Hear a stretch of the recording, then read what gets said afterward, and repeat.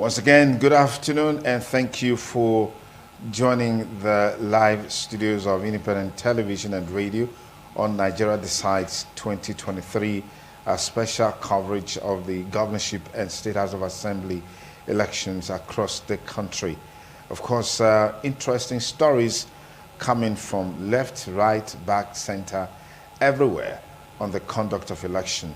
But the most important thing is that it's not been a very interesting or pleasant story to tell about the conduct of election, where we've had outrageous numbers of people in a low measure coming out for the election. I mean, what we have described over the years as voter apathy. Once there is a presidential election and it's not in consonance with the aspirations of the people, you expect voter apathy. But that's not just the only concern or the major issue that has come forth in the governorship and State House of Assembly election. The issue of voters oppression or vote suppression, the issue of voters intimidation, brutalization of candidates, and all kinds of atrocities have been at the front burner as far as this election is concerned from different parts of the country, from Edo State, Benin City, to Lagos, to Ibadan, to Cross River, where we heard that an INEC official was allegedly killed, to Imo State, where about 19 INEC officials were allegedly kidnapped, but they've since been released. The story hasn't changed in terms of the lowest point in the conduct of this election. And in any case, there are allegations that security men have also compromised, they've been compromised in this election. This and lots more will take our focus as we x-ray some of the issues that are emerging on the conduct of the governorship and State House of Assembly elections, which is still ongoing on Nigerian Decides on Independent Television and Radio. My name is Sonny Duke Okosum. I have with me in the studio Barrister Greg Iyayi. Barrister Greg Iyayi is a regular on the program. Thank you for coming. Good afternoon. Thank you for having me. We also have with us the immediate past NBA Benin branch chairman, Barrister Pius Oyewo, was here with us yesterday. Thank you, Barrister Pius, for coming. It's my delight to be here. Good afternoon. Happy viewing and listening. We also have with us the former ASU chairman, University of Benin, is also the head of Department of Chemistry, University of Benin, Professor Julius Iyasere. Prof, thank you for coming on the program. Yeah, good day, viewers, and thank you, Sonny, for having me here. I feel like standing on my head. Okay, we'll look at some of the stories that are on the front burner. The one that is really of interest to me is the thugs that invaded INEC Collation Center in Ogoja and disrupted the process. Then, of course, we also have that the resident electoral commissioner of INEC in Cross River State has also lamented an ad hoc staff that was shot in that state. These are stories from Cross River State, disturbing stories, I must tell you, and it's really, really quite unfortunate. Well, Barrister Greg, let me begin with you. In the build up to the governorship and the State Houses of Assembly elections, expectations were very high, particularly with the fact that in the presidential election, we saw massive turnout of voters, and in a sense, we didn't see much of the ballot box snatching and all of that. There were a lot of indices that were set, and there seems to be on the positive for the presidential and the National Assembly election. But it looks like as of today, the same cannot be said for the governorship and State Houses of Assembly election. And people have said that perhaps the outcome of the presidential and National Assembly election may have heightened the interest of the major stakeholders at the level of the political parties, at the level of the state chief executive, as it were. Could you take it off from there? Well, I think we saw this kind of scenario coming. Immediately, the results of the presidential election was actually declared, because it would be naive not to have expected this kind of situation, because the presidential election, actually, the result did not go the way many people expected. So I think the various governors and other stakeholders, state assembly contestants, decided that, look, it was going to be a fight to finish, whether you like it or not, because this was local politics, and the intensity of it is actually more than that of the presidential, because the contestants are from the same state. The governors, some of them are angling for re-election.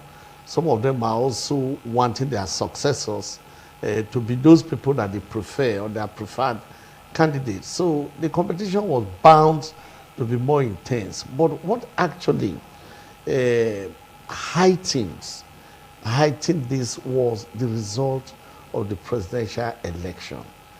Many people were discouraged, and then some vowed revenge, that they were going to have revenge, take their pound of flesh in this kind of election.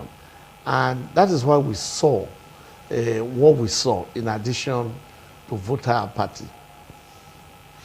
Barrister Iwo, voter apathy is a major issue in this election. I mean, you get to polling units that probably has close to about 200 voters or more. You have 8, you have 10. I mean, one of my colleagues yesterday was telling me, I just can't understand. These polling units were there at the presidential election. In some cases, you had 500, 200, and all of that. Yes. But today, we are seeing 9, 10. I mean, when you look at even the total number of vote cast in some of these polling units, is within that region, yes. It's quite an unfortunate situation, particularly when we saw the reports from the various polling units yesterday. At the time, we were expecting that as the election progresses, that we're going to have maybe an increased turnout in the voting pattern. But unfortunately, we didn't quite get an impressive turnout in the election. And that is necessitated by the 25th February presidential and National Assembly election. Of course, like my brother Greg Iyai talked about, we Nigerians, and particularly majority of voters, who turned out that they had expected something more progressive in that election. While we appreciate the fact that, yes, the two elections, that of 25th February and then that of March 18th, which was yesterday, have their similarities. I mean, they have their differences, yes, in the sense that for that of February 25th, the crowd, the number of electorates or persons, voters that trooped out to go and cast their votes were a mammoth crowd. In fact, the awareness, the consciousness, and then the enthusiasm by many was, for the first time in the history of this country, apart from the MKO Abiola's election of 1992, we had such an encouraging number of persons coming out to cast their votes. And this time around, because of the assurances that INEC had given to Nigerians that they were going to have, their votes were going to count, and they were going to have a kind of what they needed to have at the end of the day, and that also with the introduction of the beavers, that the integrity of the entire process was going to, of course, be on the front burner. So because of that, people really came out and then to cast their vote. But their expectations were dashed. And that is why the yesterday's election, the March 18th election, we now had a lower number of voters. Yes. That is the enthusiasm was dampened, and then of course there was voter apathy across the country. Apart from few states wherein reporters, your volunteer reporters reported that we had, of course, do I say that the turnout was a bit impressive, but the aggregate opinion is that, or was that, the voters' apathy marred the entire process of the election. And that underscored the attack, the violence that we saw in the election. Yes. Of course, the politicians now found out that, look, this was a veritable platform for us to launch an attack. And that was, you can imagine that if we had the kind of crowd that we had on the 25th of February 2023 in the various polling units, it would be difficult for persons under the guise of political talks come to the polling unit to come and cast their vote. I mean, to come and cause mayhem in the election.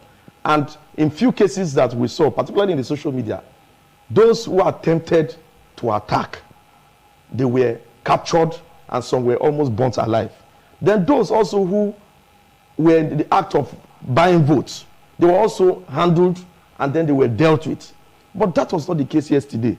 It was a situation of a free-for-all. And despite the fact that, yes, in the February 2020 February election, the presidential and National Assembly election, we had little presence of policemen and military personnel parading the streets. I mean, motorizing the entire city and the state.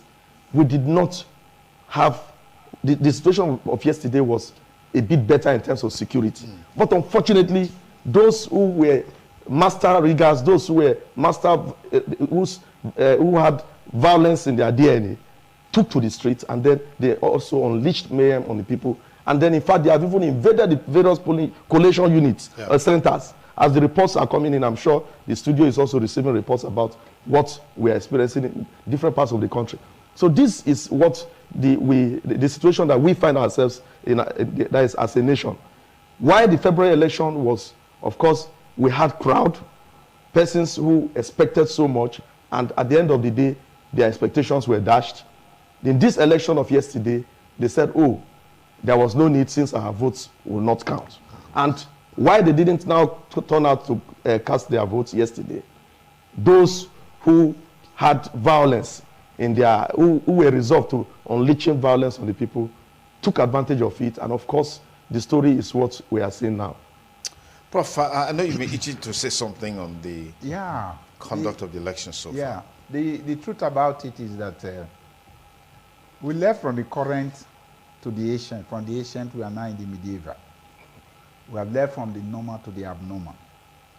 We have left from democracy to crazy demo that fella sang about.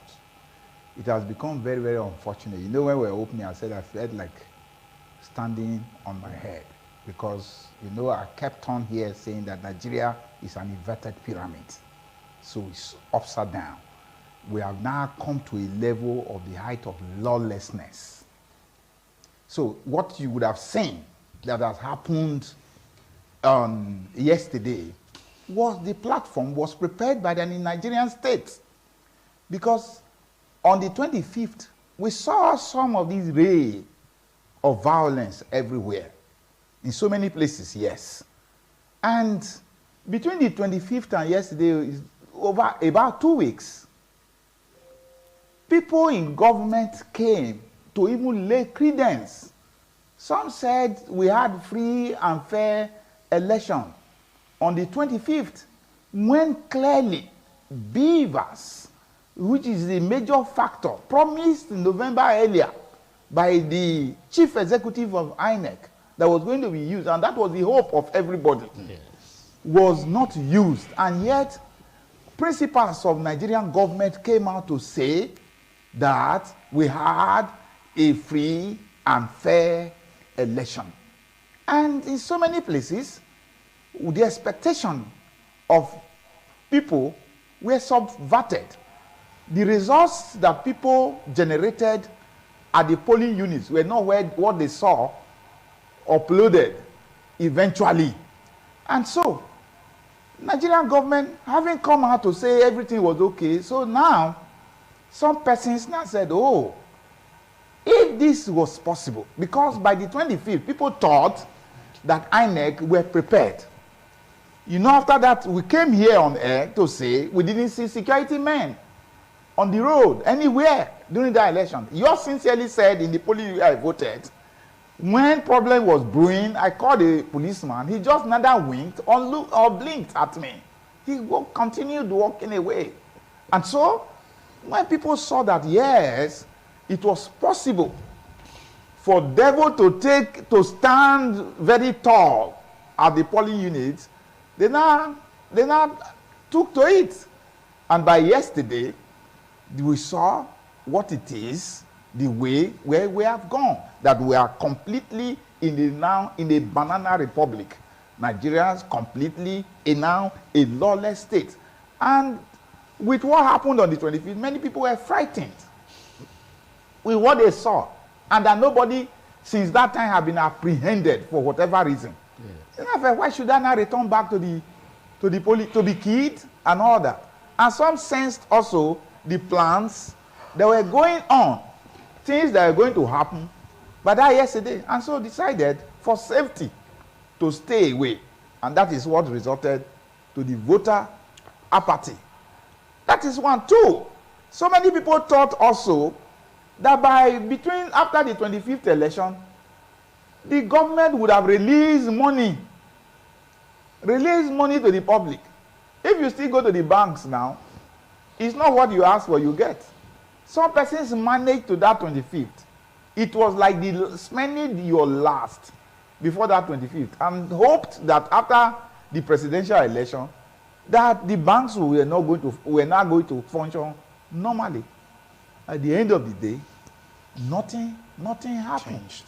So these are some of the reasons that would have, given rise to the situation that we saw yesterday. All right.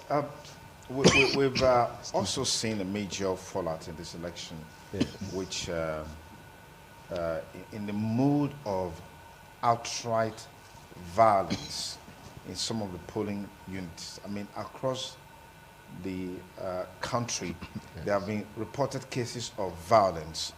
There have been reported cases of some agents going to polling units to tell the electors there, look, if you're not voting for this particular candidate, please leave. Yes. Except you're voting for this particular candidate or their candidate, you can stay.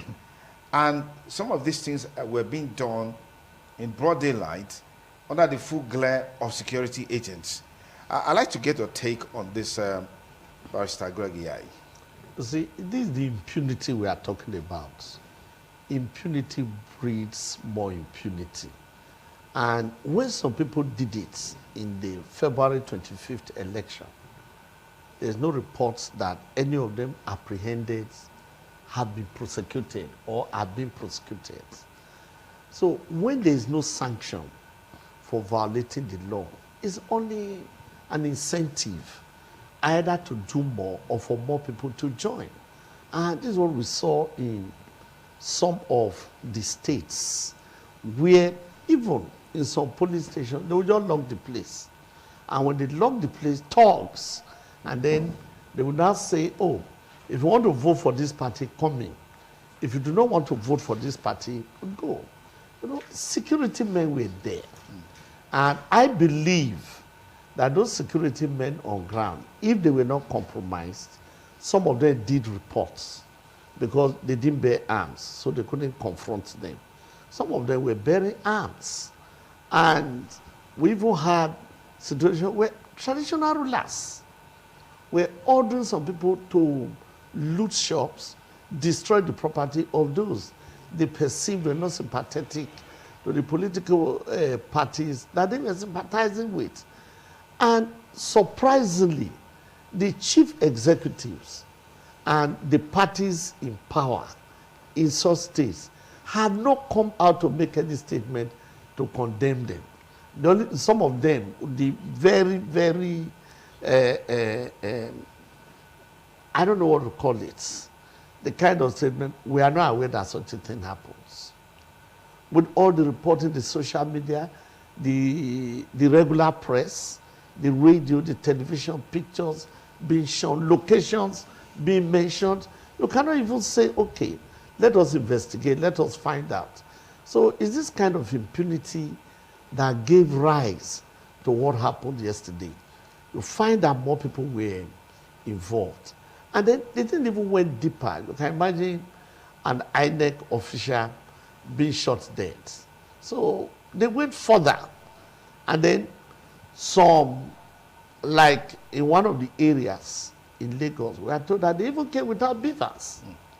That they told the people that there are no beavers machine.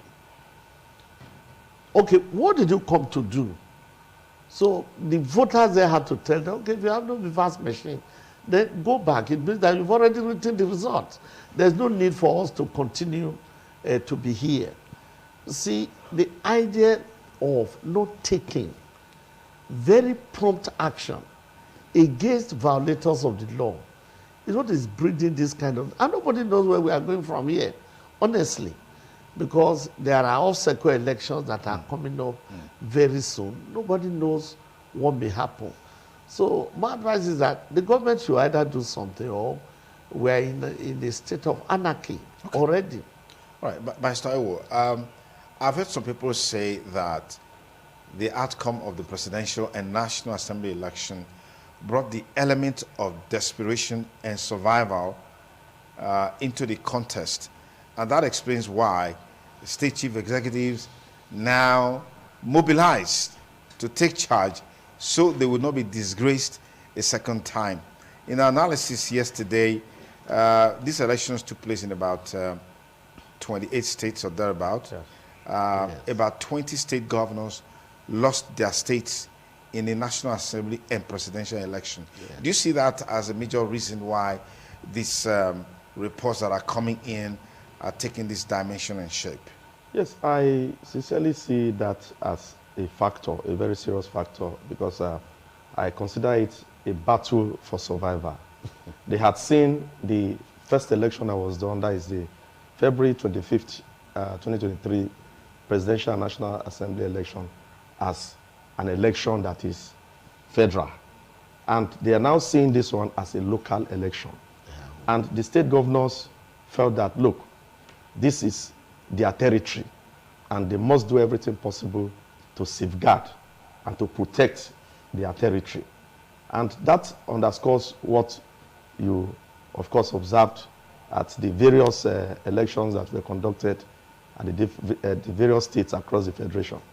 To the extent that, of course, you know that in the presidential and the National Assembly election, the INEC chairman is the chief returning officer, and the collation and everything is done at that level. But for the state election that was done yesterday, these businesses are done within the state here. And then, again, you realize that with what we saw yesterday, you would agree with me that the local governments, if at all, for those the proponents of the school of thought that the conduct of local government elections should reside in the state, will not be doing us well if we truly want a kind of a true democracy in a local government administration. This is because, as you observe in various local government elections across the country, if in states that have a democratically elected local government system, the party in power determines those who occupy the various seats of the different local government councils. At the end of the day, you discover that if a particular political party is the party in power in the state, the entire local government in the state are swept by that political party. And that is what we have also seen, even if the election of yesterday was being conducted by INEC, which is a federal agency, as it were. So I begin to wonder sincerely where we are going to from here. We must realize that we've come a long way. Nigeria has been in democracy, this part of the democracy, this nascent, we used to call it nascent democracy when we came in 1999. But unfortunately, many years down the line, over 20 years, we are still experiencing this kind of a situation. And it will not help in any way in shaping our democracy, because our democracy is under serious threat, a very serious threat, because people begin to wonder that, oh, enthusiasm came just last election, which was on the 25th of February. And now, just yesterday, look at the voter apathy. And then people have lost interest in the entire process. And then we begin to wonder too, what our security agencies are really doing. Is it those who say that, oh, they have compromised or they are being compromised? They may not be far from the truth, because most of the challenges we experienced yesterday were security breaches. Seriously. A situation where even after election you hear that INEC officer, an INEC official is kidnapped or killed. I heard of one in Rivers State that a DG of a political party was shot dead yesterday. And then you begin to hear so many terrible things. So people prefer to have their life saved than to have their life terminated all because of election. And the politicians are better off for it because they are happy when you don't even come out. Yes. Sincerely, I will tell you that the politicians were happy yesterday that people did not necessarily come out, particularly the states, that because they know that yesterday's election was a state election. This is the situation and the report across the country. I'm not particular about the state, a particular state, but it is a worrisome situation, and we must do everything. To ensure that we save this our democracy. Because when next time INEC comes to tell us and preach to us that that they have put everything in place, that everything is now in order, and that the beavers are now working, and everything that is needed to ensure the integrity and sanctity of the process, people will no longer listen, because they will tell us that there was a time that one so person was the chairman of INEC, and this is what the situation we found ourselves. So we must go to the drawing board to ensure that we don't have a kind of situation like this. And our judiciary, of course, because this is a clarion call for our courts, because after now, the goal post shifts to the judiciary to, of course, to interpret and then to decide depending on the evidence that is brought before it. I think it is time for our judiciary to now do the needful, because we cannot continue like this. If people must have confidence in our democracy, then of course, if the politicians have failed us, then the courts should not fail us. Also, we must appreciate the fact too that the whole world is watching us as a nation and as a people. International observers and local observers have started issuing reports. I listened to some reports yesterday. They were not pleasant at all. It does not portray us as a good nation at all, as a progressive nation. And we must do everything possible to stem this tide. We must correct this narrative. Our children must not grow up to experience what we are experiencing now. I believe that those days, particularly when the likes of my senior brother here, Professor Yasere, kind of were reigned as youths, and then we kind of very active as unionists, they experienced things like this. They thought by this time would have departed from what we are experiencing now. But now, many years down the line, this is what we are going through. We must stem this tide. We must depart from this. We must not be seen to be adopting what threatened our democracy in the past. Things like when we were here on the 25th of February, I had celebrated the fact that, look, the incidents of vote buying had been done away with. But unfortunately, 2-3 weeks after that election, we have recorded incidents. In fact, the report yesterday was that there was vote buying almost in more than 90% of the various areas that the elections were conducted, to the extent that rappers were being shared even in the north and some other areas. And then the issue of suppression, which you talked about, which is now the bane of our electoral system. We must do everything possible to stem this tide. We must address this issue very critically, and then we must tell ourselves the truth. The politicians must not do things that will threaten our democracy. Thank you very much. Prof, you just hit a point that I was going to get your reaction on. On 25th of February, yes. As a matter of fact, in the build up to that election, one thing that came out clearly, CBN hinged the Naira swap policy on ensuring that we don't have so much money in circulation, or depriving the politicians access to funds to reduce vote buying, right? But yesterday, we heard of stories of vote buying becoming a commonplace. In fact, in one of the states, EFCC made some arrests of those who were involved in vote buying. I'm trying to, because even right now, you mentioned earlier that the Naira is not so much in circulation, even though CBN has come out with a report that close to 900 billion Naira is not in circulation. We don't know where it is. I'd like you to build on that. Vote buying as a major offshoot in this governorship and House of Assembly elections.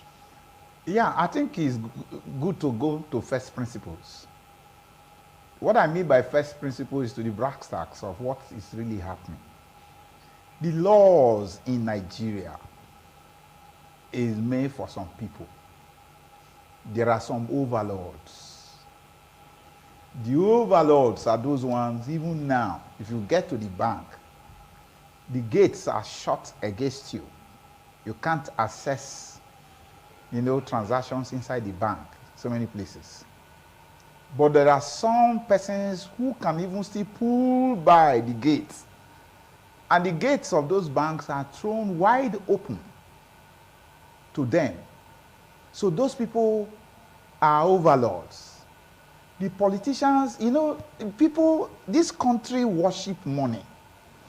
People worship money here. The value system here is money alone. And your strength depends on how much you have. And in a country where that happens, there is no way the law can take its course.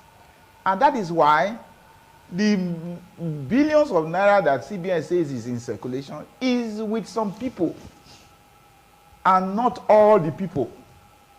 And that is why these persons can come out, like a bird that is in the desert, thirsty. They bring out the money, and then it's like a little bird, everybody tries to lap for water. That is why it can, in fact, this policy of CBN even help further to make vote buying very, very important. Money politics become very, very important because it was now in the hands of some persons. And for many weeks and months now, some persons have not been able to access money. So what were you? It is like they had a different plan from what we were thinking. It's like deprive the people of money so that any little cover we bring out on the election day will now become very, very important to them. That is what I have seen. That is what has happened. Nobody can tell me any other thing because we thought that reducing the money flow in the economy was to now stop this vote buying. But unfortunately, it's like the politicians, they have a way of going. There's a place where somebody was using the new Naira notes now by yesterday's election.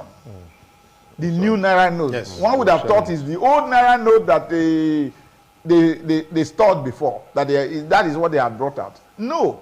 Only the new Naira note, which means these are people they sleep in Nigeria vault. Yes. That is what we are seeing here. And let me lay credence. There are some arguments that, or some of the decisions, I had something to say about them. That currently, we're talking about this don't come out and vote and all that. The truth about it is that in many minds of Nigerians, this country has regionalized.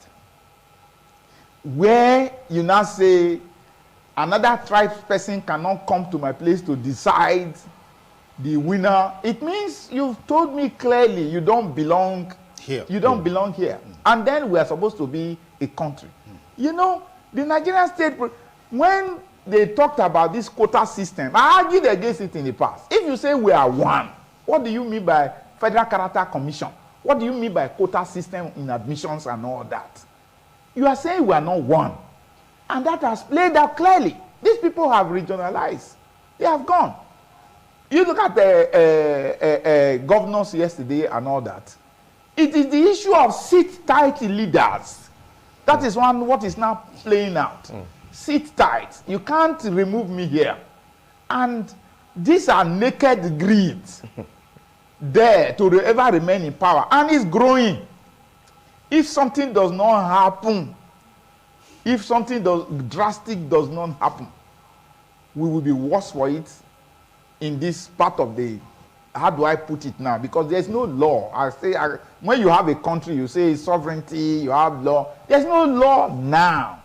We are in, like I said earlier, a banana republic, in a lawless environment. Anything now happens. Depends on how much you have, you can get out of it, or that. That is what is just going on. So it's such a terrible situation that we have found ourselves in Nigeria. If you just join us, it's still Nigeria Decides on independent television and radio. Beautiful Sunday afternoon, of course, reviewing all that has happened in the conduct of state governorship and houses of assembly elections across the country. We are awaiting results from the state collation centers, and as soon as we establish link with the state collation centers, we'll bring you those live reports.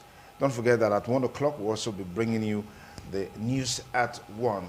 But let's keep you updated with some of the stories that we are following at this time on the program. The Pan-Yoruba Social Cultural Organization, Afenifere, in Lagos State, has called for the cancellation of the governorship and House of Assembly elections held in the state, saying the exercise was fraught with irregularities.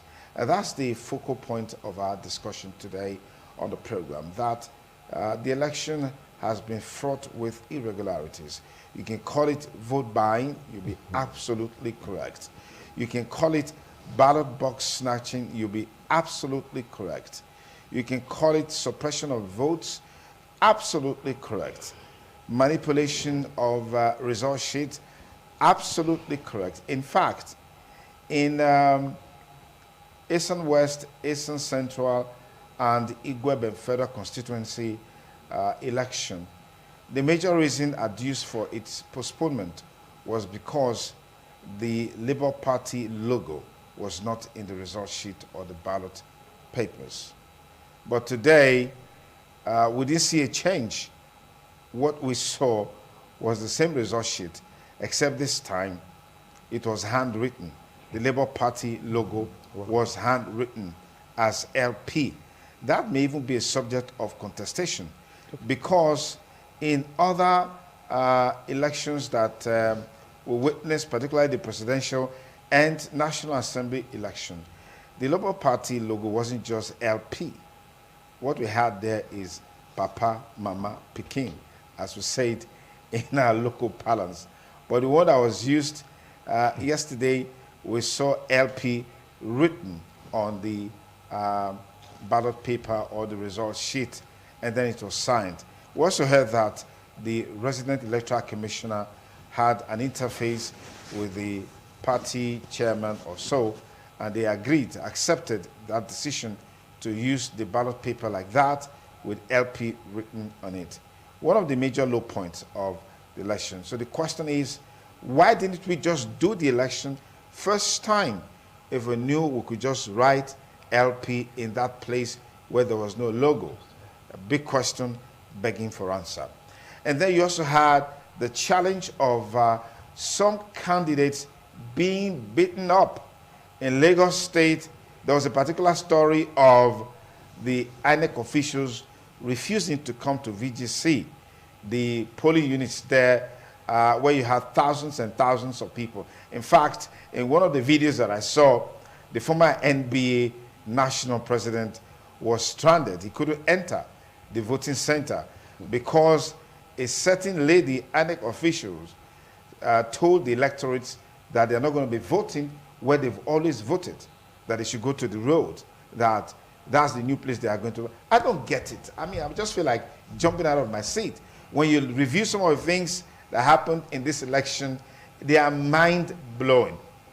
And then you also had incidents of thugs going to polling units to snatch ballot papers, snatch ballot boxes, and even beavers.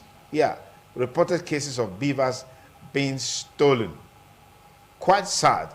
These are the stories that are coming forth as it relates to the elections. Now we have Nigerians await winners in the governorship elections as INEC uploads over 60% results on IREV, that's the INEC portal, the famous INEC portal that didn't work during the presidential election.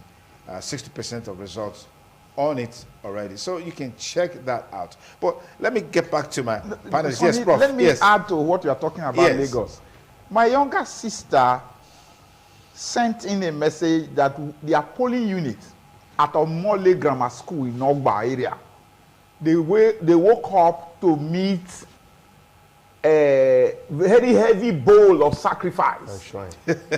You understand? At the polling unit. And some persons couldn't progress. Couldn't wait to cast their vote. They were frightened by that and returned back home. After all, what is it? It's that bad. Before that, you saw people making sacrifices in different places. Yes. You understand? You saw incantations and everything going on in various places in that same Lagos and all that. At the break of yesterday, there were some boys, specifically Shokunle area, who were, trotting the streets and shooting sporadically. If you like, come out today.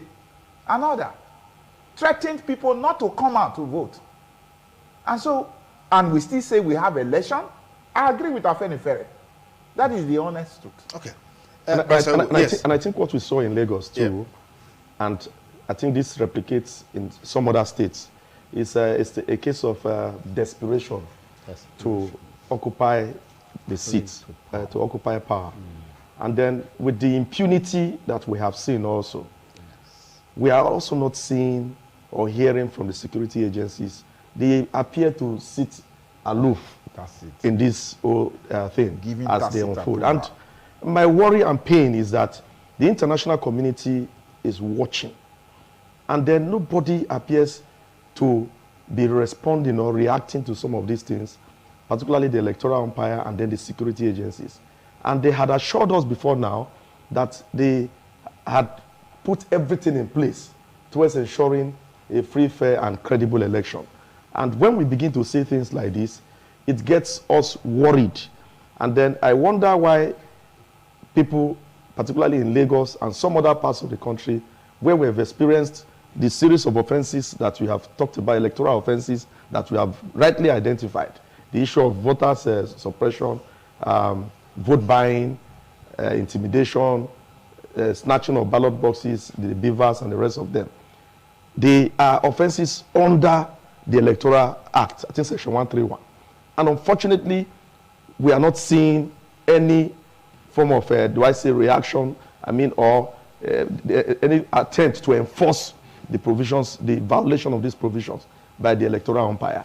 And when we say things like this, then it also has a kind of effect on future elections, because people will begin to say, look, at a time like this, when assurances were given to us that it was going to be well, we didn't see anything good coming. And now, you want us to be assured that there's going to be a good thing in the near future. It will not be good for us at all. And whatever the government that will eventually come in place comes to tell us whether, because most times when they come into office through a flawed electoral process, they tell us that, they want to go on a kind of a review, or to have a kind of an exercise that would tend to correct some of the abnormalities that we experienced in the election that passed. Maybe they call stakeholders together to say, look, let us look at the electoral system and see how we can better what we have had. They are not telling us the truth. They know that at the end of the day, because they were beneficiaries of this, they will certainly leave some areas untouched, and then we Nigerians will be at the receiving end at the end of the day. But I think, by and large, we should honestly tell ourselves the truth. We should be honest about what we are doing. There should be a complete overhaul of our electoral system, and then, of course, to the judiciary, where the stage we are now moving to, will also do what it ought to do, because luckily enough, we have an era of electronic capture of even evidence, and then people we have a lot of pictures, photographs, and then videos across the country about the things that happened that tend to undermine the electoral process. And I believe that legal practitioners and then their witnesses and then the political parties will leverage on some of these things to be able to establish their cases in court. The presidential election, I'm sure the other political parties, major political parties, are also challenging that. People should also feel free to challenge the different elections that were done yesterday with the evidence that they've been able to gather, to be able to, so that we don't just allow this to roll by. Because what is always in the minds of the politicians is that, look, be declared first. Once you are declared, then let the other person be the petitioner. Because we know that the burden of proving a petition lies in the person who goes to court. Interesting. Okay, Bryce, I want to ask something to that. Yes. Well, I'm a little bit worried. I'm worried about the future generation. My daughter, who is your student, I'm worried about how to convince her that, look, and zealously, you know, having attained the age of voting, you know, prompted all of us that we should participate in the process. You know, how to convince her that Nigeria deserves her loyalty. How to tell her something about patriotism. You see, we are actually not destroying our own generation, but even the next generation. And this is why some of our youths are very desperate. They're even ready to die in the sea than to remain in Nigeria. Yes, sir. And we are telling them, stay here, that things will be good. And then they stay, and then we are witnessing something like this. And I just want to chip in something about ASU participation. Because my daughter, as I said, watches it, that some of the people declaring these results are professors that are highly revered. I don't know whether ASU should think or have a rethink about it. Because people are now saying it doesn't matter. Mahmoud attended a first generation university, Ahmadu Bello, has a degree from Cambridge, has a degree from Oxford. Indeed, who can you think of? And this is happening under his watch. So people are even beginning to does it really matter being a professor? That it will change things. So this is one of the areas I'm really very worried about. The future generation. I must react to Yes, that. Prof. I must react to that. Let me start from the background of my barrister. Yes, sir. That for so many of us that are seeing that the public is seeing this election from a different prism to that of the presidency. Presidency sees from Lai Mohammed prison. When it's so obvious that things are bad, you say they are good. Say it is well. Because the country was addressed by our president after the 25th election. And he laid credence to the election. He has since congratulated the winner of that election. So some of us who are here, we are crying wolf. That is the meaning. Because the president. So the president is seeing it from a different angle from where the international community is seeing. That's why I said Lai Mohammed's prison. Because that has become an institution now in Nigeria. So that is trying to address that matter. On the ASU issue, after the Jegas election of 2011, ASU in a meeting, when it was found that some lecturers, at least about one or two then, misbehaved. Because Jega, as a former ASU president, called ASU to help to conduct that election. When that happened, ASU now said, no, this process in this country will malign us. Yes. And then pulled out of conducting elections. So anybody who went out, maybe from the university, for any election, since that time, yours sincerely here, had never gone out again I'm an ASU activist. I've never gone out again to conduct any election. Then I was a returning officer in Akoko Edo. I never went out anymore. That Akoko Edo election I learned from a senior INEC person who was not supposed to be there. He said, I came to the field to hustle. That was the word he used. And so some you will also find coming out from the university are hustling on the field.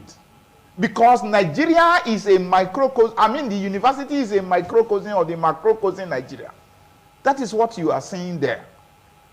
You know, it is difficult to bring out pounded yam from an oily soup without the oil. And that is the situation of lecturers in Nigeria. You come out of the university already being deprived, made hungry, beaten by this Nigerian state. You now think that this is an opportunity. And we are seeing that so many persons are even able to buy a car from after the conduct of only one election. It's true. The INEC people is the same thing. And somebody said next, instead of calling professors, the next is that let's call the clergy now to conduct the next election. That would be worse. Leave lecturers alone. Let's call now The clergy. the clergy. The imams and the pastors will be the next to be tested in this country. Let's leave out university lecturers. And the problem, the truth about it is, Nigerians are good followers. You know, somebody said, Grasshopper said, we look at each other to hop. Exactly. It is what is on ground in the country. If Nigerians see you as a leader, trotting right, they will behave that same way. But you are saying something else and doing another one. No, they will follow you immediately. That is the situation. That is why I said that the organ stable in Nigeria is not clean yet. When this same president and Idiagbon were military administrators, of state, why meant something to Nigeria? Yes. You can't leak sweet and throw the wrapper Through the window. anyhow. You can't wee anywhere anyhow. People followed. If that regime had been allowed by the following Babangida, if they had allowed that to stay the length that Babangida stayed in power, maybe we would have been structured on the right path. We missed it at that point. What is happening now is lawlessness, lack of implementation. Whether it is true or not, is that those whom they said did some buildings that are not correct in Syria and Turkey, that they took them to the stake and fired them and all that. Here, there is no appropriation of punishment or anything to anybody who did anything wrong. That is the biggest problem that we have in this country. You do anything and get away with it. Yes. In fact, if you kill somebody now openly and then you have money, you will go. Nothing will happen. That's why I say, hey boy, really. There are no I'm telling you, and it happens. No somebody said, Emilio come and got it. Nothing happens.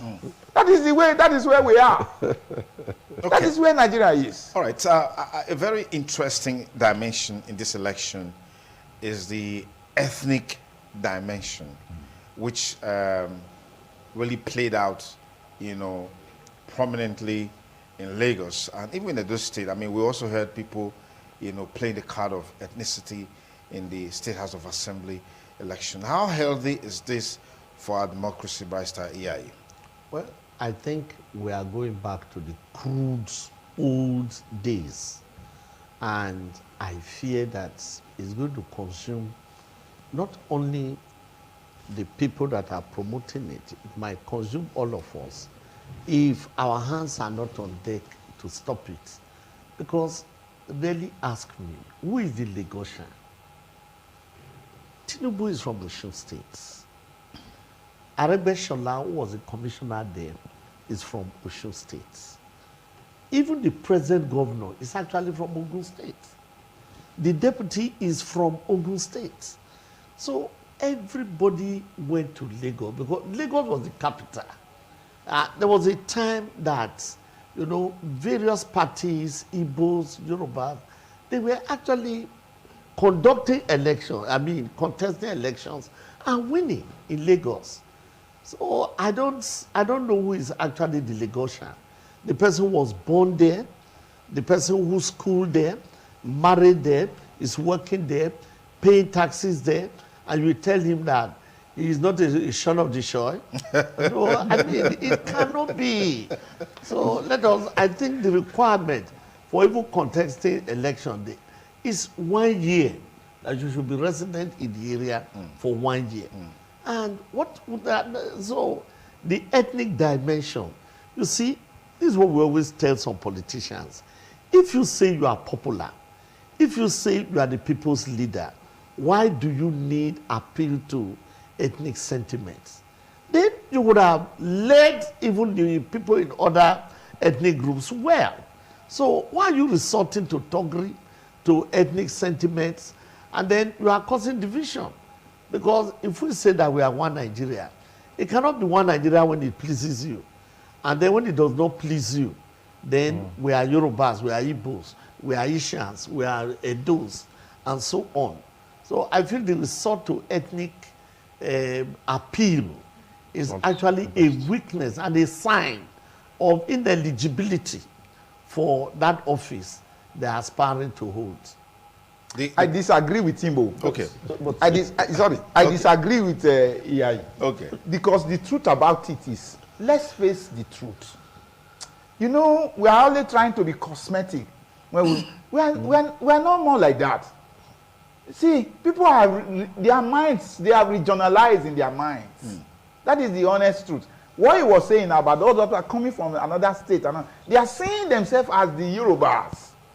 That is the honest truth. They are saying that they are all Yorubas, except that they've forgotten that Eko is a Benin name. Idumota is a Benin name. Idumagbo is an Asian name. Many of those, I'm coming, let me finish. Many of those places are Edo, and people, some persons have come to say that Edo actually owns Lagos. But however, if that is not anything to go by, this country, if we want to reduce the energy level, because when we operated as regions, this country fared better. You knew yourself more. You spoke the same language. You have the same pattern of farming, dancing, your appreciation of life, and all that. And for me, I would have said, leave me to Midwest region. Okay, we'll take a break now for the news. I will be back with you in a moment. If you just join us, the State Nigeria decides on independent television and radio. We'll go straight now to the news at 1. The Labour Party has condemned the conduct of the governorship and state House of Assembly elections across the country, describing the exercise as a complete sham. In a statement, its national chairman, Julius Abure, said the conduct is a rape of democracy in the country as supervised by INEC. It decried that serious thuggery, violence and suppression of voters prevailed unchecked as people were prevented from going to vote for candidates of their choice, especially when incumbent perceived that such voter is supporting the opposition party. The LP chairman cited incidences of ballot box snatching, intimidation of voters, and high level of vote buying, saying electoral crimes were very visible in Rivers, Lagos, Enugu, Edo, Delta, and several other states. According to Abure, the conduct of the polls by INEC, led by Professor Mahmoud Yakubu, proved that the outcome of the February 25 presidential election was a well-orchestrated plot to favor a particular political party and candidate. The presidential candidate of the Labour Party, Peter Obi, has expressed sadness over the loss of lives in acts of violence carried out in the Governorship and State House of Assembly elections on Saturday. Several incidents of attacks and voter suppression were reported across the country, particularly in Lagos State, where the party had established a strong support base ahead of the February 25 presidential election. In a tweet in the early hours of Sunday, Obi prayed for a quick recovery for the injured. He said his heart is with Nigerians who lost their lives and those who were maimed for participating in such a simple thing as an election, and prayed for a quick recovery of the injured. The collation of governorship and House of Assembly election results in Ahoda East local government area of Rivers State has been disrupted. Trouble reportedly started when two party agents got into a disagreement within the LGA premises of the Independent National Electoral Commission, resulting in a fracas. It was learned that gunshots rented the air and tear gas canisters were shot as the university professors serving as collation officers scampered to safety. Even the INEC officials took to their heels, leaving the hall empty. It is not yet clear what the commission's decision is regarding the incident. The Economic and Financial Crimes Commission, EFCC, also disclosed that in Arugungu local government area in Kebbi State, its men intercepted a suspect with a vehicle fully loaded with fabrics and other items suspected to be earmarked for vote inducement. According to EFCC, the suspect was handed to the police area command at Arugungu for safekeeping alongside the vehicle and the items while the team proceeded with election duties. In the commissioner's post, the anti-graft agency said in Kaduna, a suspect allegedly involved in vote buying was snapped at School Road, Ugwankorimi, Kaduna. The suspect, who initially resisted arrest, is however in custody pending the conclusion of the investigation. The commission also said that the team monitoring the voting exercise around LEA Kabala Doki, Kaduna, led by Wakilu Omokide, also arrested two individuals suspected of vote buying. It said upon their arrest, a total sum of 67,500 naira, a list containing names of voters with their PVC numbers and their bank account details, amongst others, were recovered from them. And a bit of foreign news. No fewer than 17 people were killed and up to 25 injured on Sunday in Bangladesh after a bus smashed through a highway fence and plunged into a roadside ditch, according to the police. Police said the suspected driver lost control of the vehicle and hit the railing of a recently built major expressway, sending the bus stumbling about 30 feet into the ditch. Local police chief Masood Alam told newsmen after the crash in the southern district of Shibcha that 17 people have died in the accident. The injured were sent to hospitals in the region. Reports have it that road accidents are frequent in Bangladesh due to old and badly maintained vehicles and roads, as well as poorly trained drivers. A highway accident monitor said a record 9,951 people were killed in road accidents in Bangladesh last year. And now turning our attention to sports, Kamaru Usman failed to regain the welterweight title at UFC 286 in London after losing to champion Leon Edwards in a thrilling 5 rounds. Usman had lost his title in August 2022, entering the fight as favorite. Leon, despite being the holder of the title, was considered as the underdog. However, the tables would remain the same as Edwards delivered a tactical masterclass to defend his welterweight title. He was able to refute Usman's takedown attempts and landed the more brutal shots to emerge as the dominant fighter as the match went on. Despite a desperate fight at Resurgence, Usman was left in defense mode as he was left at the mercy of Edwards' superior striking kicks. The 31-year-old British mixed martial artist came out on top after the 5-round bout, with the 3 judges awarding the fight in his favor. And that's it on the news at 1. More stories will come to you much later. We continue our conversation on Nigerian Decides on independent television and radio. So good to have you guys here once again. Okay, so let's quickly have you on the issue of the ethnic card played in the elections so far. It's sad to imagine that people in this era and time are playing the ethnic card, and it's, to me, undermines our corporate existence as a people and as a nation. Yes. You collect tax from me in a place where I have worked over a period of time. Maybe I'm married in that area and I have my children there, they attend school in that area. And then you now tell me that I should not vie for an office in that area. The Constitution is the qualification, determines what one must have in order to vie for an elective position.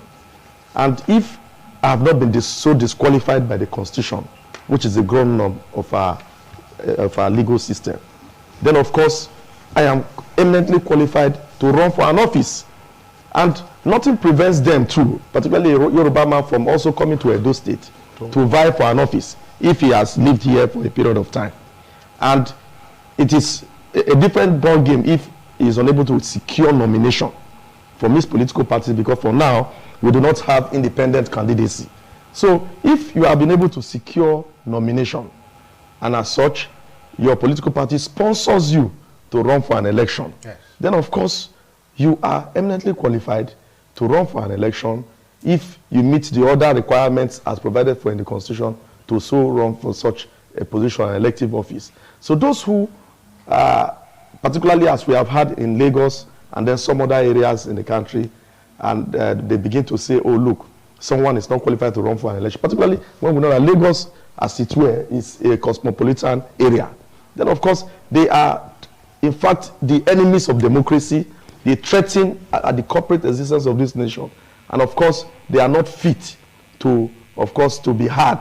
And the Nigerian people and those who occupy the social space should not even give them listening ear. And I expect that at a time like this, even the government that is in power in the state, whether does such a statement favors them or not, they should come out and address, and they put the cards very straight. The traditional institutions should also come out and speak. And then, at least for the last time I checked, I realized that there are people who are from different ethnic groups who are in a particular location outside their own state. They even pay homage to the traditional authority in that area. So why is it that it is now, when it is time for an election, then you now say, oh, this person is not qualified, or is not is not in a position to run for an election, when in the first place they are not the ones that set the criteria or the qualification for running for an office.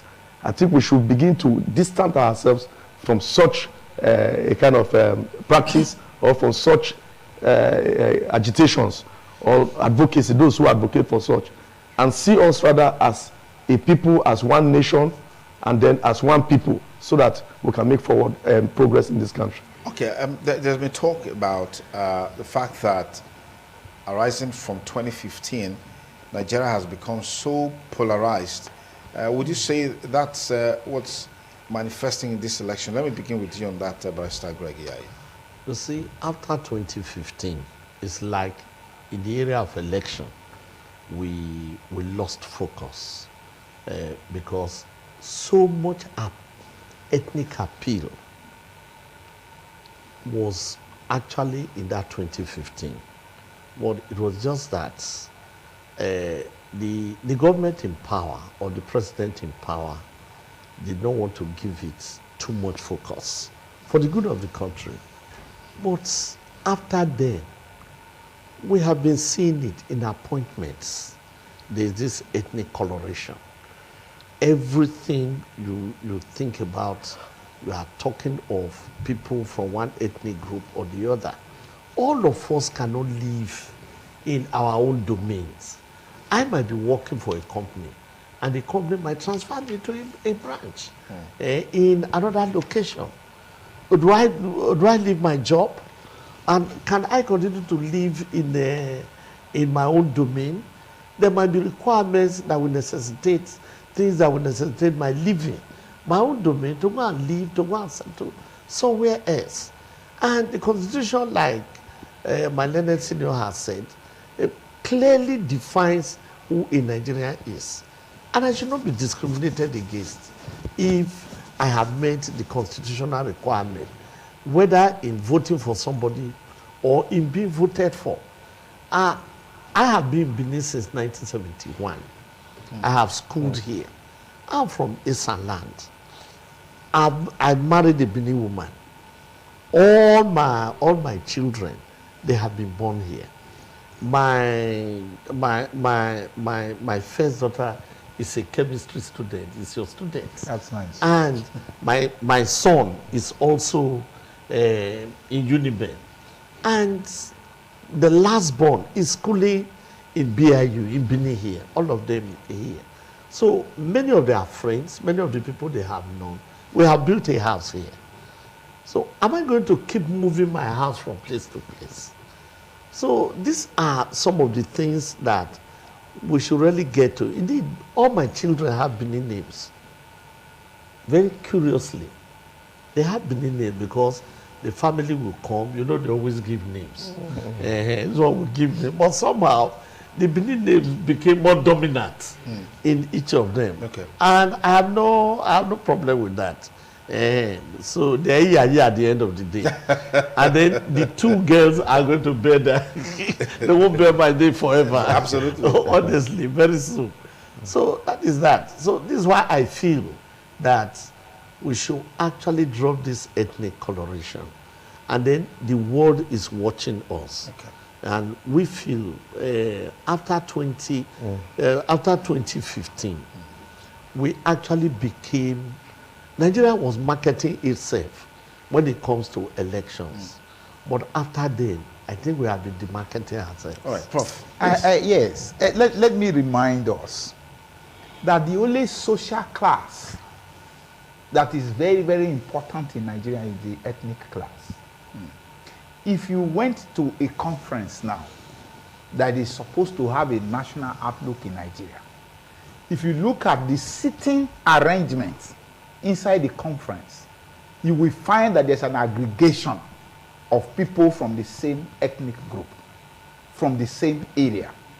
That is what, you see, what my colleagues have argued here is the utopian. The ideal. The ideal. But is that electrons going into reactions because they want to assume a lower energy level? What makes the energy level in the country lowest is give people what they want. People say, give juju what juju wants so that it will not kill. That is the idea thing here. What do we mean by a nation?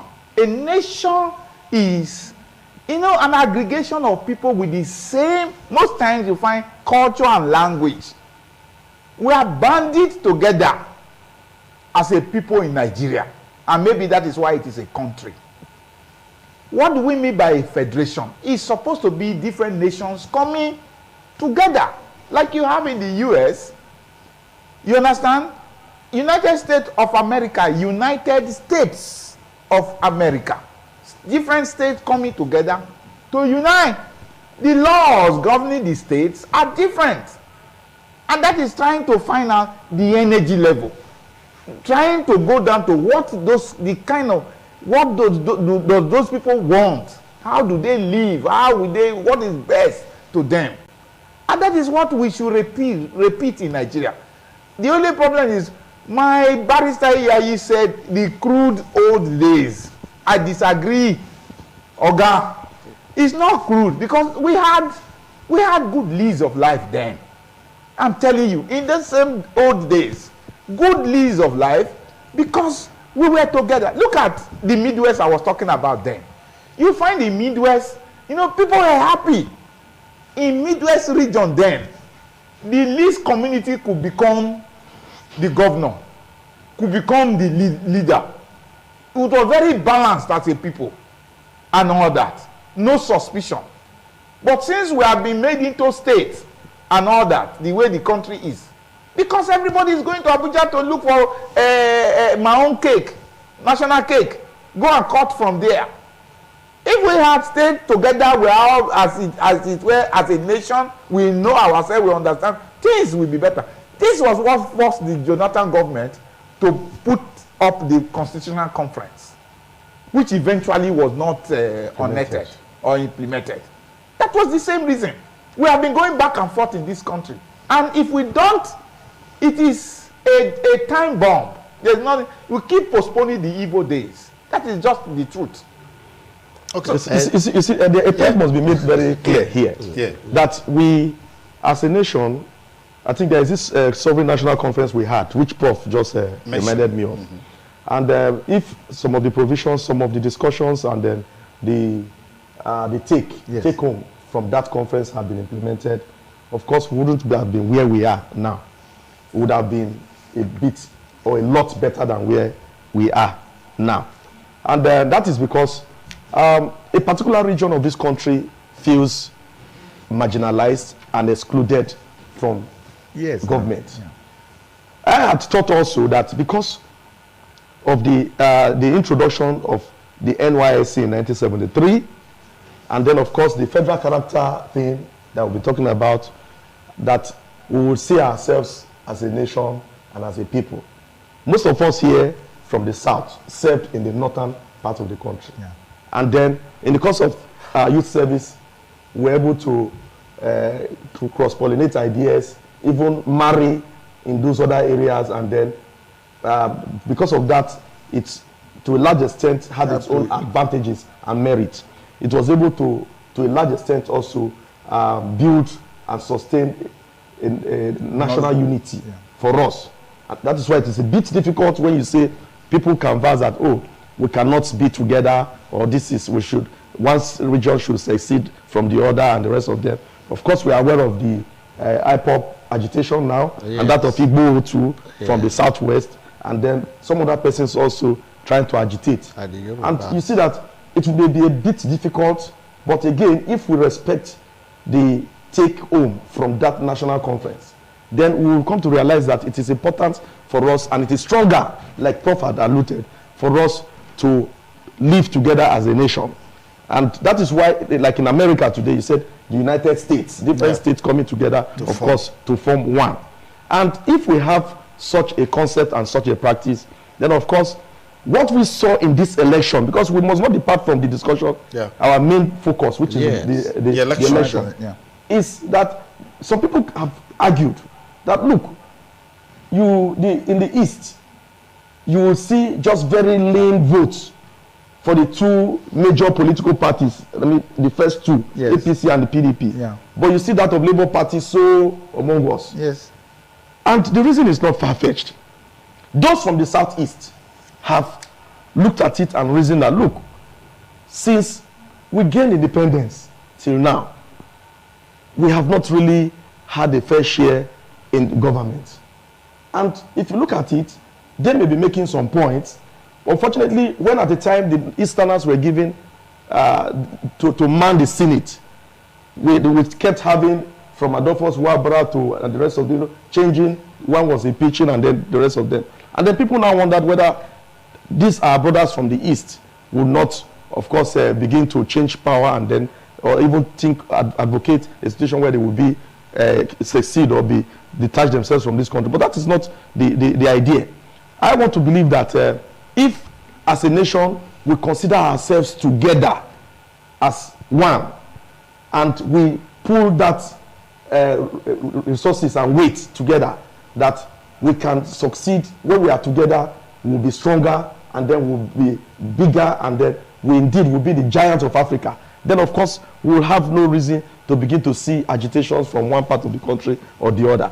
We must respect the fact that, look, there are people who are part of this nation, and they must have a say in government.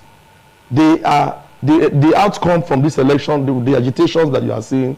There are some Yoruba people who came out sincerely to vote Peter Obi. Yes. They came out to say, look, these people have been marginalized, they have not been in government. There are Hausas too, who also gave their support to this same man. There are people also, Yorubas, who also supported people, even the Igbos who also supported Tinubu.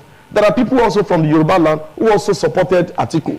So that is the whole idea, that we can succeed as a nation. We can be together to fight a common cause, and then to ensure that we have national unity and national growth. But in doing this, we must not allow ourselves to be placated by this ethnic or this tribal kind of kites that they are trying to promote, like what we are seeing in Lagos. Because the experience in Lagos is clearly a negative signal, and it is likely going to have a kind of an effect that would, before you know it, it will begin to have threaten the existence and peace in some areas in the country. So we must look at some of these things, and then as a nation, let us go to the drawing board. That sovereign national conference that we had, a lot of money was expended to gather people, big brains, big minds, to that conference. People like late Professor Dora Akunyili and so many of them were part of that conference. Let us look at the documents there, and then let us see how we can translate this into legislation, either adopt it into, because there have been alterations to our constitution. The president a few days ago signed some alterations to the constitution. If we have some of these things and they become working documents, I'm sure we'll not have the problem that we have today. Right. Let me just quickly add something. Yes, you see, the major problem with the presidential election, that same beavers was what was used for both the presidential and the National Assembly election. And the National Assembly results were uploaded. But it's only the one of the presidency that had problem. So, and if we continue to beat the drum of ethnicity, Tinubu's wife is from Delta, Oluremi. Atiku's wife is Yoruba. One of them. One of them. He said he has stopped humanizing. So, okay. We should be looking also at the examples of other states. Okay. We are celebrating Nigerians having appointment in the United States and others. The mayor of London is the son of a Pakistani bus driver. And then the present prime minister was in Africa. The parents were in Africa trading in Uganda. This ethnic bias, they drove away all the Asians. And when they drove away all the Asians, of course, the British government, seeing what happened, they said, those of you who have the desire and you also have the means to come and trade, come and, because it was pitiable what actually happened. The son of one of the traders that was driven away from Uganda, you know, because of ethnic bias, and they took over their business in Uganda, is now the prime minister of the Great Britain, Sunak. So I think we should be thinking of inclusiveness. We should be thinking of being a country where, you know, everybody has opportunity. That is not why it is not ethnic dissonance. Okay. Let me tell you, those are advanced society who can spot those they can use. Yes.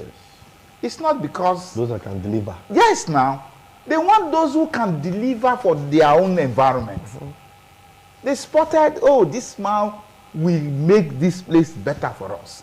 That is it. It's not as if they are trying to, because they are so advanced that anybody can come from anywhere and become their prime minister or whatever. That is not it. Let me tell you, what we are still staying here, if you look at it, is the tendencies are there. To your tent, O Israel, is what is in Nigeria. And then let us not leave this discussion today without taking a swipe on another social class that is brewing very seriously. That is the religious class. That is almost taking root. In the past, people take decisions in the mosque, and before you know, it's everywhere. Those ones are quiet about theirs, and it will work. Somebody will sit somewhere from Sokoto and give directive and everybody follows suit. Right now, what is growing amongst Christendom is the same aggregation is coming. Remember that the Abiola ticket was with King Ibe of the same religious class, and then people didn't worry. Yes. But the last of Tinubu versus Shetima was highly criticized. What that tells you is that the social class, the religious class, is becoming very caustic and is going to grow very seriously from now. If we are a country of smart people, the immediate thing we should do is sit down and look at how to apprehend all of this. Otherwise, we are raising octopus of problems for us as a nation. That is what I'm saying. Okay, Barrister. I don't want to argue with learned prof. You see, the problem with my learned prof. This one is a prof, not learned. Yes, okay. Don't worry, I will always be here to protect you. Yes. You see, the issue with Tinubu's tickets was this. Shetima, the vice president, and then his antecedents. Elect. Okay. Vice President elect. Vice president elect. I'll select. Okay. Now, the problem with Shetima was this. He had been a protector of a terrorist. Somebody, Kabiru Sokoto, who led people into a church, and then they murdered about 27 or 28 people. They were looking for him. He was nowhere to be found. But DSS, however, was able to locate him. And these are things that are facts. And then, eventually, he was being protected in the guest house of Shetima. Shetima may not have been aware Of that that. such a fugitive Yes. was in his guest house. Well, The guest house is for the people of the state, I agree. and everybody goes there. Anybody I can agree, go there. but such a high-profile security risk, such a high-profile suspect wouldn't have been found in that kind of place. And then the place was stormed, and he was. You see, these are when certain things have happened. Don't tell us that we should sleep with our two eyes closed, because for such a person to now be a vice president, a vice presidential candidate, that's what they were quarreling about. It wasn't just that he was a Muslim, but that he was somebody who was actually seen, rightly or wrongly, to be backing terrorists. All right, if you just join us, you're still on to Nigeria Decides on independent television and radio. As is always the case, in engaging the issues that are on the front burner on an election or in an election period like we're in now, there's always that tendency for some of the issues that have been forgotten to be resurrected again, and then we start talking about them. We're looking forward to that stage in our history where indeed some of these shortcomings, glaring shortcomings in our political processes will be a thing of the past. But when that will come, we don't know. Painfully, when an election is coming, like in the last few days, the last few years, we've all been looking forward to the 2023 election. It was as though we've never had election in this country before.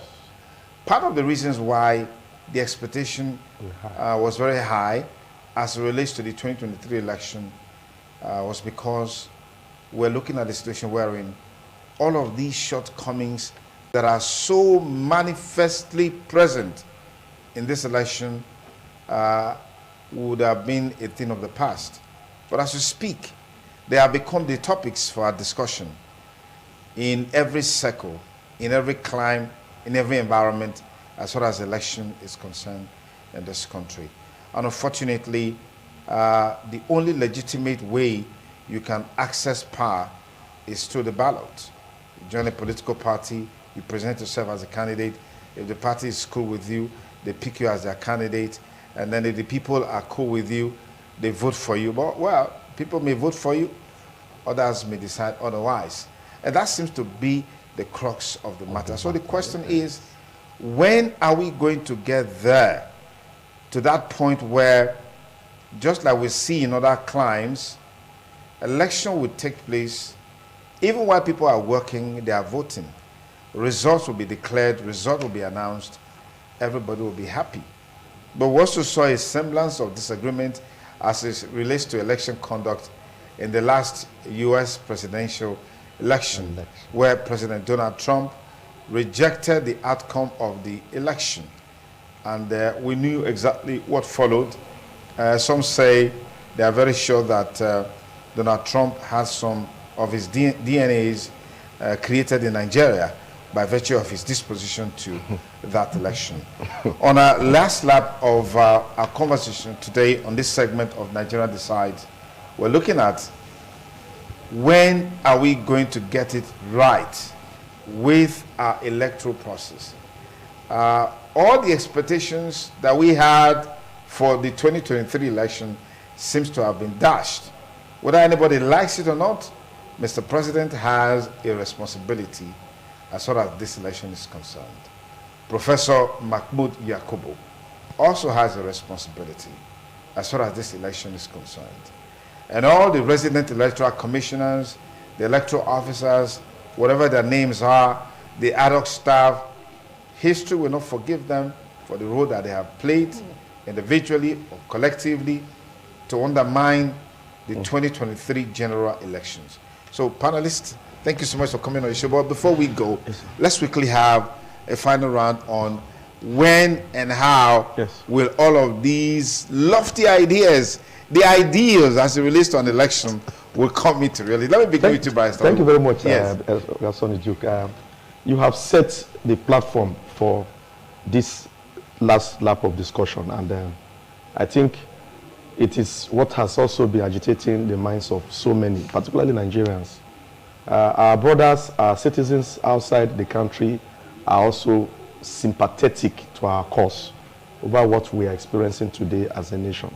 The expectations were so high about the conduct of this 2023 general election. It has come and then it has gone, but Nigerians will sincerely have bitter pills in their lips about what the experience was with respect to this election. Being that we had an election in 1993, and then of course we had a subsequent one in 1999, which ushered in this democracy.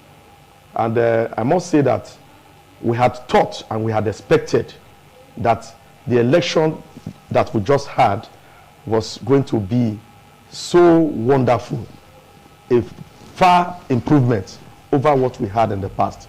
In fact, Professor Atahiru Jega is, to me, a hero today because the elections he conducted, compared to what we have now, stands out. The elections he conducted. And then we didn't have this kind of agitations that we are having now. And it will be very difficult to gather people, to convince people tomorrow, to assure them that we're going to have get it right in the next elections that we'll be having. It would not be, the experience, the lessons will not be, it's one that generations yet unborn will continue to, of course, get to know, and then, because it's already written in the annals of history. Before this time, we had no social media to keep some of these things. But social media era has come, and then some of these assaults, these attacks, these electoral offenses that you have properly outlined at the commencement of this session have been noticed throughout the elections that we did or conducted in the 2023 general election. And because we do not want to be part of this bitter history, it is proper for us to sit on a round table and then profile a solution towards ensuring that it is said that in our time we charted a new course towards having a good and a kind of a reliable electoral process. And that is why I had suggested that at a time we had a sovereign national conference, we could also call all the stakeholders together. There must be a thorough electoral reforms, a reform that will ensure and guarantee the assurances of and sincerity of government and the stakeholders. Because the political class, they know what the problem is. They know what the problem is. Before yesterday's election, people already knew how it will turn out to be. When the February election was done, the presidential election, it was in public space that, look, the national election had been done, the federal election had been done, the presidential, which include the National Assembly and the presidency, and that this time around it is a state election. And being the state election, we are going to grab it. So it is our local election. We heard a lot of these things, and it has come out to be.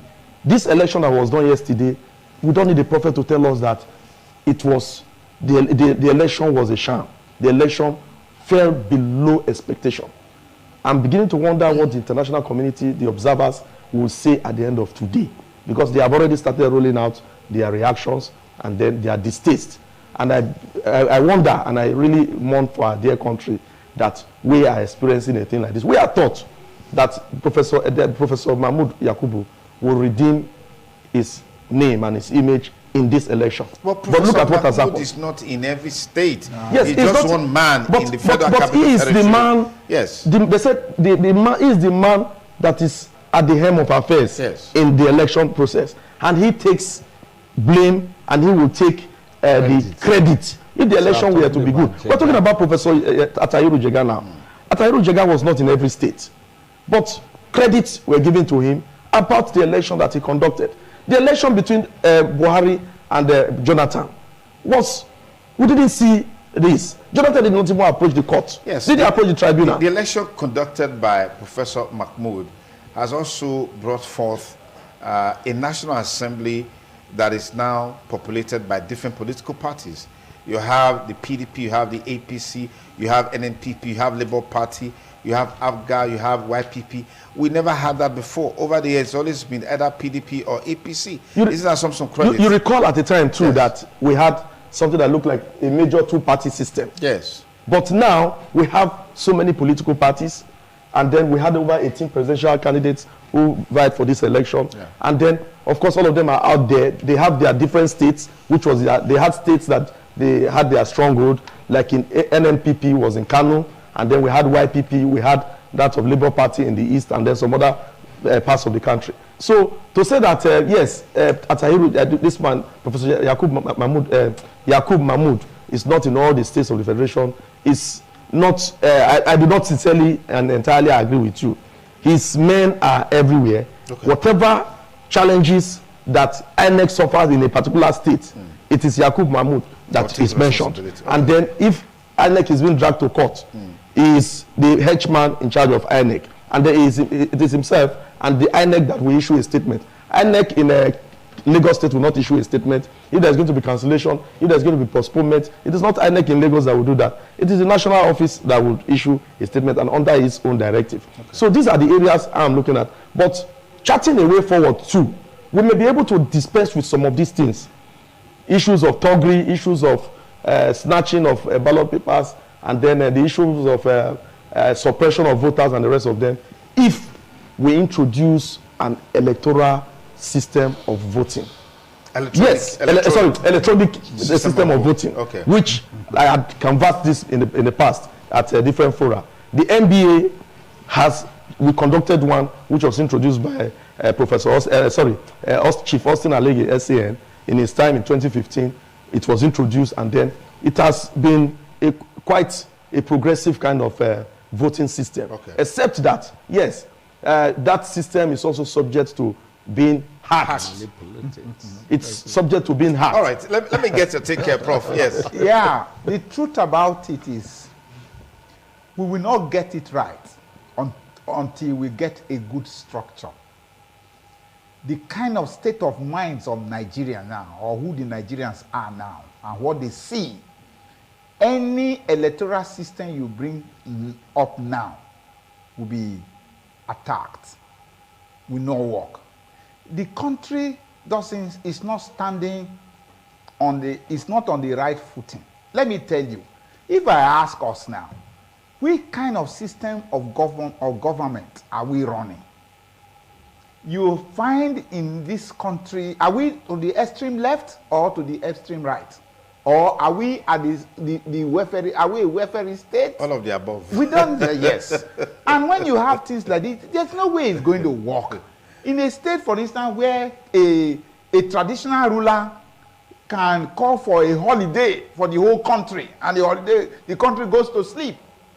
In some places, the governors will go and kneel down for a traditional ruler. In some others, the traditional ruler is kneeling down for the governor. So, at the end of the day, are we under feudalism? Or are we a capitalist system? Or that? We don't have, it's a mixed me country that we have. We don't have focus. There's no way we can get it a good direction. That was how I talked about Buhari and the Idiagbon government.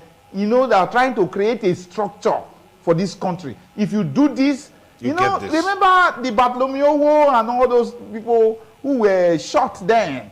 Although some of those laws were retroactive, yeah. So if you carry drug, this is what you will see and all that. And they implemented. And that kept some people, on the path. Now, let me tell you, if it is not the structure we implement like in the university, ordinary student union election will be rigged. I'm telling you. Because of the kind of people we are now, the kind of winner takes all that we are implementing as a nation. So we need a good structure. We need to clean the country. We need to have a system of government that is running well. And I talked about this restructuring, for instance, regionalizing, where you know yourself and all that. And then everybody now comes to the center with whatever you have. And the region develops along the drive of the people and all that. And you will see before, in the next 2-3 years, if we start it now, Nigeria will be developed. I'm telling you. Okay. That is it. All right. Barrister EI, quickly. Okay. Well, I agree with structure. I agree with system. But the people that drive the structure and drive the system, actually matter a lot. Because no matter the kind of system or structure we have, if the operators and the people that drive it, they are not honest, they are not sincere, we're going to continue to have problems. But Nigerians, don't lose hope. We can defeat the deep states. We can retire the actors of the deep states. And we can also dispense with their network. So a new Nigeria is possible. Okay. That's some cheering words to conclude this second segment of our Nigerian Decides Live studio on independent television. No doubt that in spite of the circumstances and situation that we are in, particularly with all the negative manifestations of the 2023 elections, we will get it right someday when we have the right leadership in place. Whether anybody likes it or not, you can talk about followership from now to tomorrow. The major and perhaps the biggest problem that we have in Nigeria is a problem of leadership. I remember vividly when President Muhammadu Buhari came into force, just the mere perception of his body language was enough for people to start doing things right. But the moment they got to that point where they realized that the man is not really what he used to be in time past, and then the old order became the reality. In other words, people started doing things the way they want to do things. And it went on and on and on. As a matter of fact, it moved from bad to worse in terms of governance and the state of affairs. But I strongly believe that a time will come where all of these shortcomings in governance, in leadership, in the electoral process will be a thing of the past. I mean, just to give you an insight, a little bit of insight into that, is for you to assess what happened, particularly in the presidential election and the National Assembly election. The youths came out massively to decide the fate of certain persons who came out for elective position. It's just a pointer to the fact that we're getting closer to that point. Yes. And Mr. Peter Obi, who was the presidential candidate of the Labour Party, his style of engagement, his style of campaign, the issue that he was bringing forth, how he was engaging, all of those issues made a very important impact in the election. And dicto for the other candidate, the APC candidate, the PDP candidate, and even the NNPP candidate. I mean, you can look at what he's done in Kano State, for instance. It tells you that Nigeria certainly is not going to remain the same again politically. But I know that we just need a strong will leadership that will say enough is enough, and then the people will collaborate that with enough is enough, and then things can begin to move in the direction that it ought to move. That's our sign-out point on Nigeria Decides for this second segment. I want to say big thanks to Professor Julius Iyasere for your time, and Barrister Pius Oiwo for your time. Thank you so much. And Barrister Greg Yayi for your time. Don't be surprised to see them back here again on the last segment of the program, because we're back here at about 3, thereabout, for the last segment that will terminate at 4 p.m.